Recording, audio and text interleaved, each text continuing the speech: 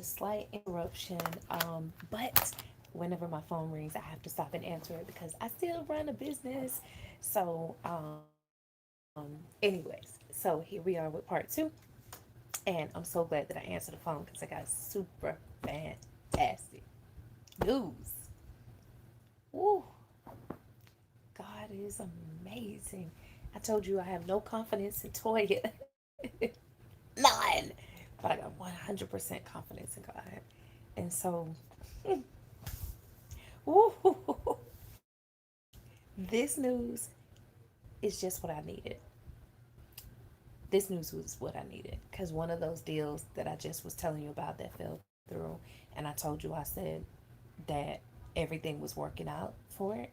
Well, that was the underscore of what I needed to hear. Actually, when you're perfectly positioned with the right people, God will get you in position with the right people at the right time to do specific things for your life. And when you're positioned with them, um, everything just works out like it just does. So let's start back.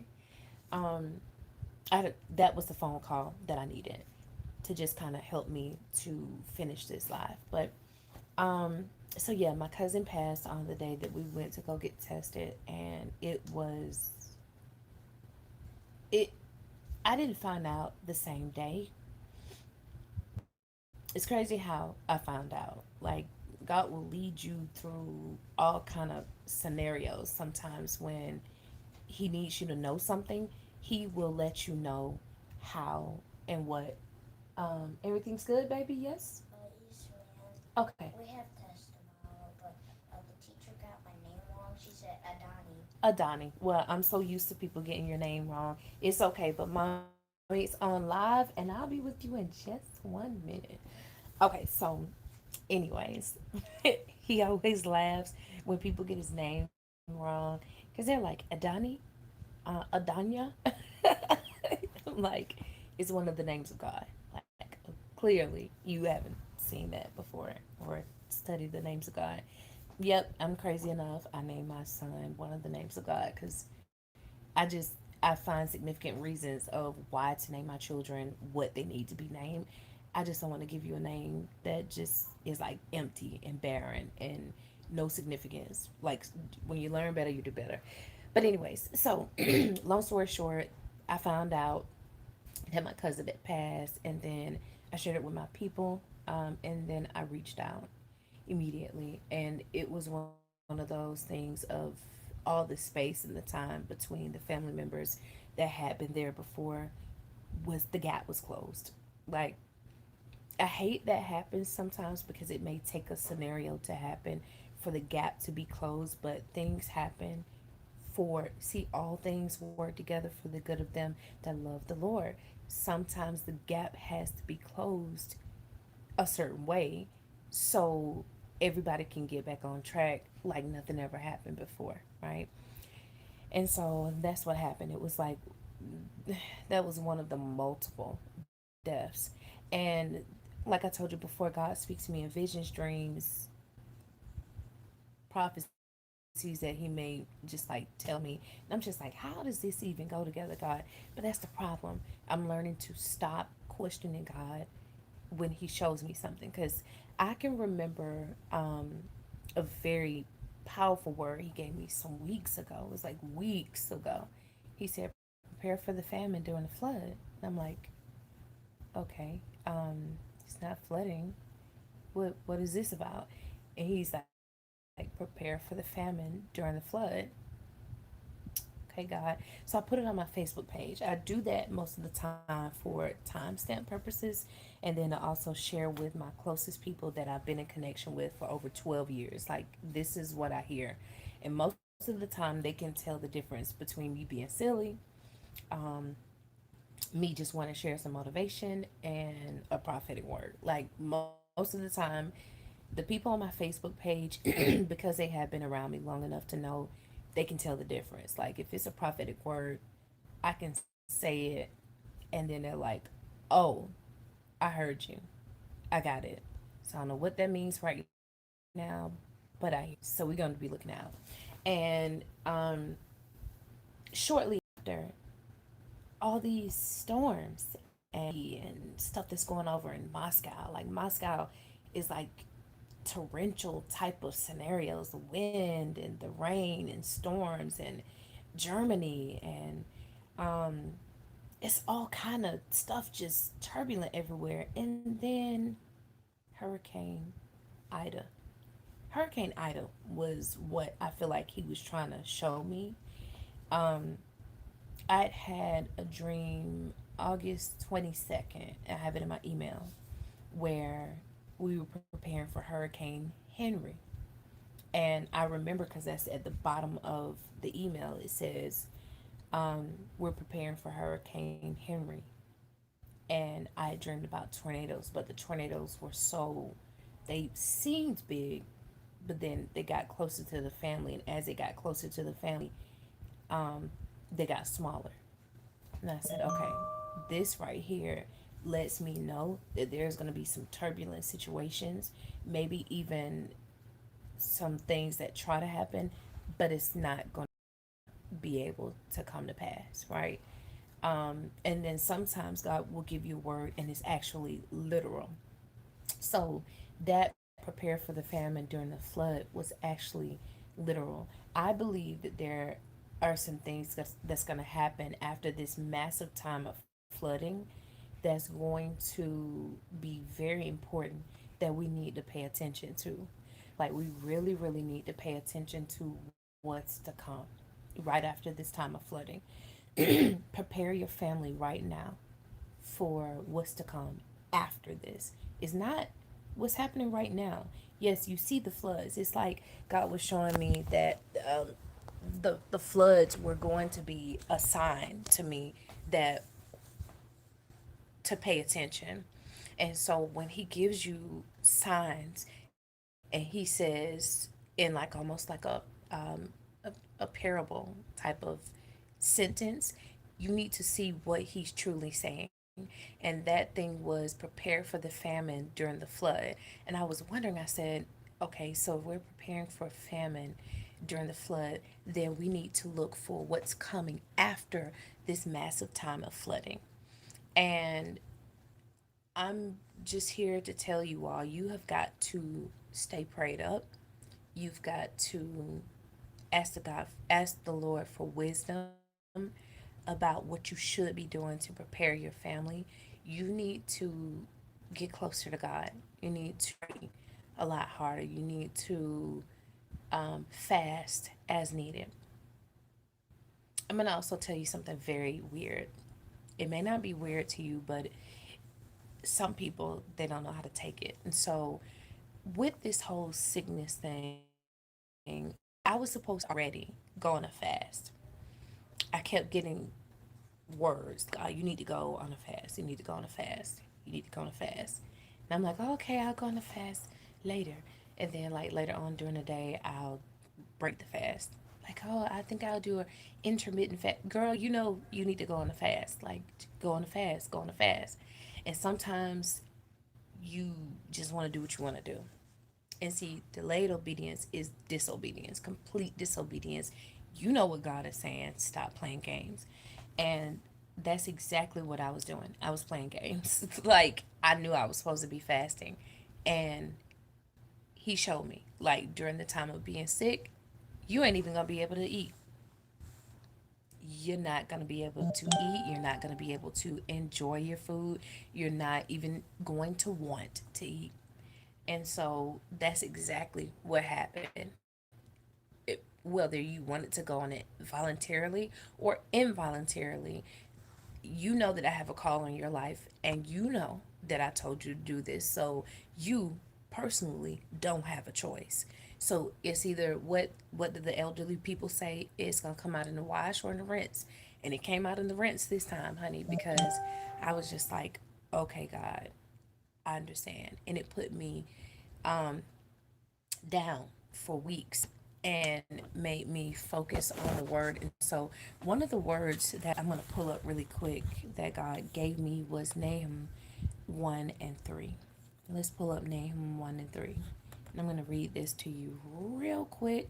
And then I'm going to end this live because the first one, I think, was a little bit less than 20 minutes. And this one right here is right at 10 minutes and 18 seconds. And I'm not going to hold you long, but I have got to show you. Have you all ever gone through like a spiritual attack before? Straight up spiritual attack. Like, um, you can't, like, something is like either pressing you down while you're sleeping, choking you while you're sleeping, and you're trying to speak, but you cannot. Have you ever experienced that before? Well, this morning I was in what one of my cousins likes to say, hibernating. She calls it hibernating because you're almost awake, but you're also asleep. And I was looking at a video um, where they were talking about the Lord and different scenarios, and I was in and out sleep. Just I would be just like listening to it, but just sleeping. She calls it hibernating. So um, I'll doze off and wake back up, and it's still on. I said, okay. Well, that was maybe about like one, and then something woke me up at like three, and so I got up, walked around, checked on my kids, and wanted to make sure I checked on my youngest daughter because she was telling me, her throat was still kind of like giving her some issues. So I wanted to make sure she was breathing well. Everybody else is doing really, really good. Got back in the bed, and he sent me to Nahum, Nahum, verses 1, well, chapter 1, verse 3. I'm going to go from the New International Version. The Lord is slow to anger, but great in power. The Lord will not leave the guilty unpunished. His way is in the whirlwind and in the storm, and clouds are the dust of his feet. Let's go to, I'm going to see what were the cross references, because he led me to some cross references that I just kind of went into some sort of a Bible study. Let me see here. Let's go to King James Version. So King James Version, the Lord is slow to anger and great in power, and will not at all acquit the wicked.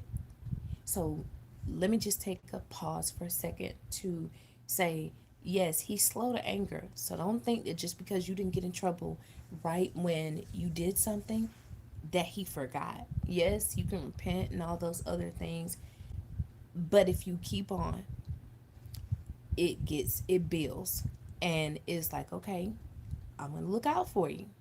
Okay, you doing it again, I'm gonna look out for you.